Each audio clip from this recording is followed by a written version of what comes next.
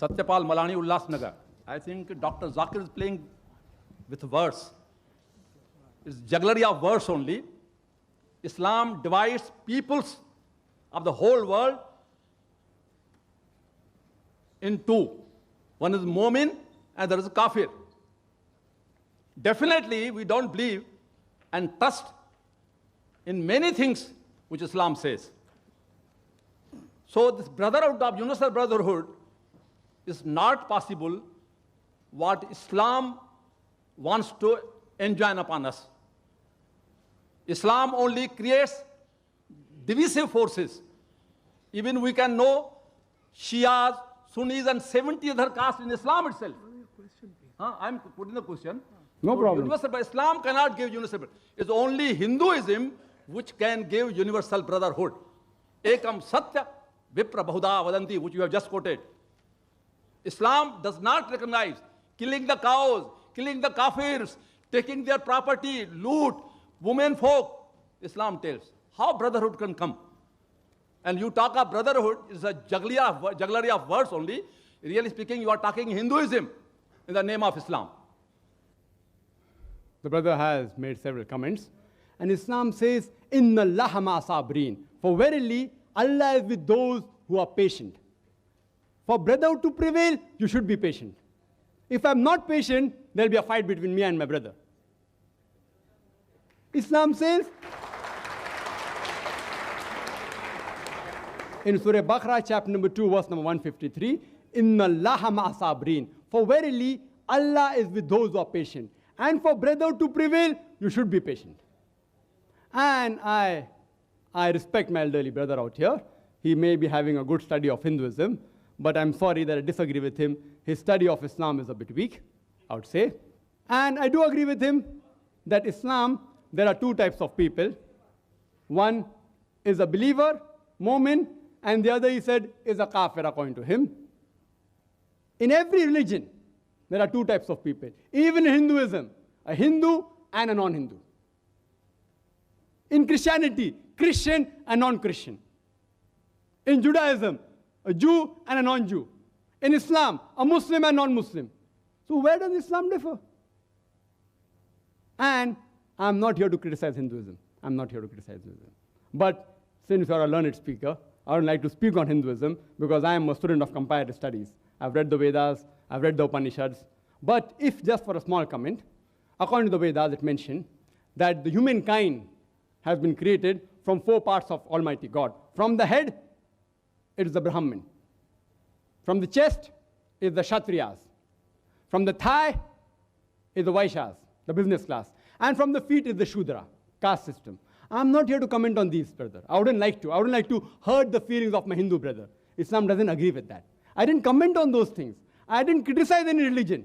I didn't say that this religion is wrong. But you, if you know your Veda very well, you should testify to the audience. Doesn't the Veda say that from the head you have the Brahmins, from the chest you have the Kshatriya, from the thighs you have the Vaishya, the business class, learned class, warrior class, business class, Shudras.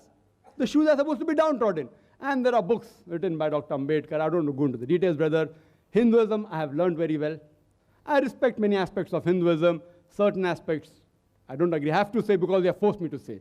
Quran says in Surah Anam, chapter 6, verse 108, revile not those who worship God besides Allah, lest in their ignorance they will revile Allah subhanahu wa ta'ala.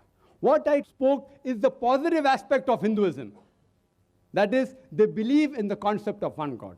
Regarding a question that, the Muslims, they keep on killing people, they keep on killing cow, you said, correct? You said that. See, every allegation requires an answer. Time doesn't permit. I'll just pick up a few. Any other, you can come next and ask. I'm here to clarify the misconception. It's my pleasure. Only if I clarify the misconception will the person understand Islam better. Therefore, in our sessions, we always have a question and session. And we welcome. When anyone criticizes us, I love it. Or more a person criticizes and more is logically convinced, will he understand Islam better? That's what I do. Islam said, spread the message of truth. with hikmah. The Quran says in Surah Nahl, chapter 16, verse 125, "Udu ila sabili rabbika bil hikmah wal ma'zitil hasna wajadalum billati ahsan." That is, invite all the way of thy Lord with wisdom and beautiful preaching, and argue with them and reason with them in the ways that are best and most gracious.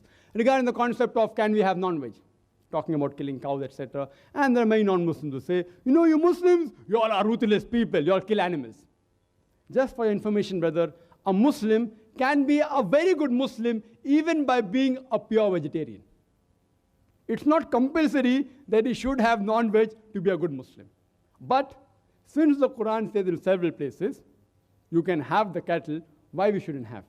The Quran says in Surah Ma'idah, chapter number 5, verse number 1, it says that, Ya ayyuhalladhina amanu, O you believe, fulfill all your obligations, and lawful for you are all four-footed animal with the exception named. Quran says in Surah Nahl, chapter number 16, verse number 5, that Allah has created for you cattle, which are His signs. From it you derive warmth, and there are various benefits in it, and of the meat you can eat. Quran repeats this in Surah Mu'minun, chapter 23, verse 21. You can eat the meat of the cattle. In non-veg, there are doctors available here, even I'm a medical doctor.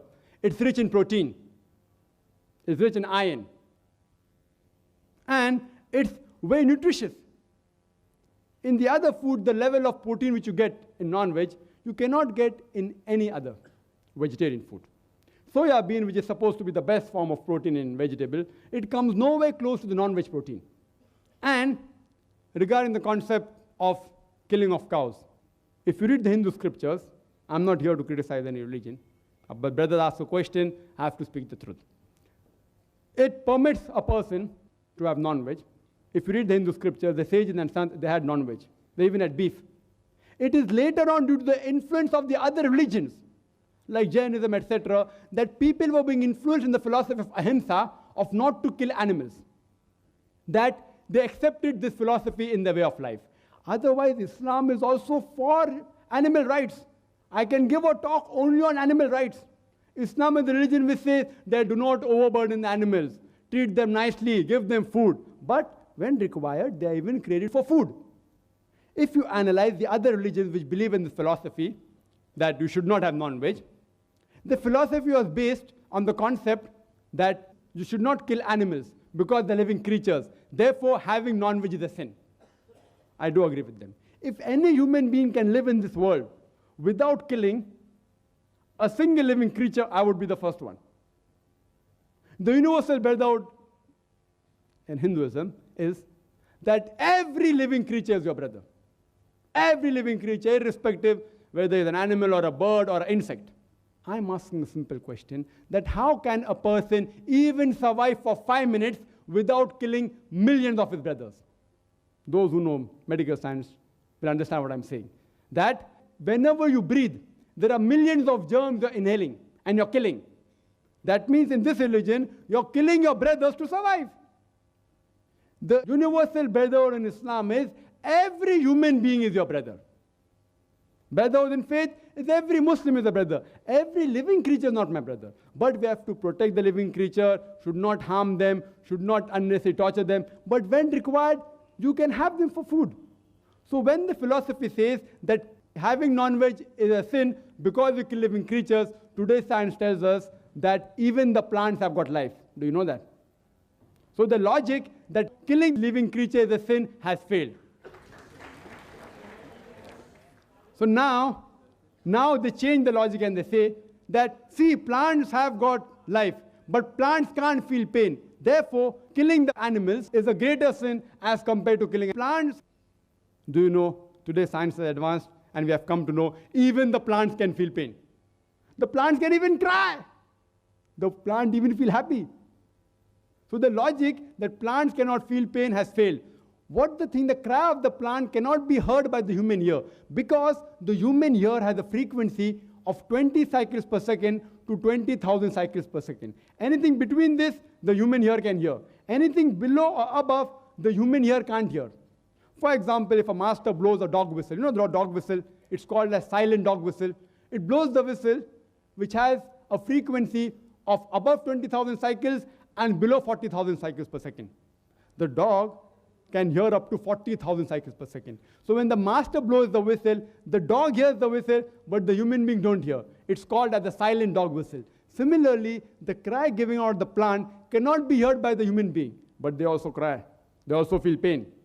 There was a brother of ours who argued with Maximum, and he told me that, Brother Zakir, I agree with you that the plants have got life, they can feel pain, but you know, the plants have got 2 senses less. They only have 3 senses. The animals have got 5 senses. Therefore, killing an animal is a greater sin as compared to killing a plant. So I told him, brother, suppose you have a younger brother who is born deaf and dumb, 2 senses less. After he grows up, if someone goes and kills him, will you tell the judge, oh, my Lord, give the murderer less punishment because my brother had 2 senses less? Will you say that? You will say, may Lord give him double punishment because he killed a person who was innocent. So in Islam, the logic doesn't work like that, 2 senses or 3 senses. Islam says in Surah Baqarah chapter 2 verse 168, eat of the good things that we have provided for you. That means whatever is good and lawful, you can have. And that's the reason if you analyze the cattle in the world, Allah subhanahu wa ta'ala has His way, Almighty God.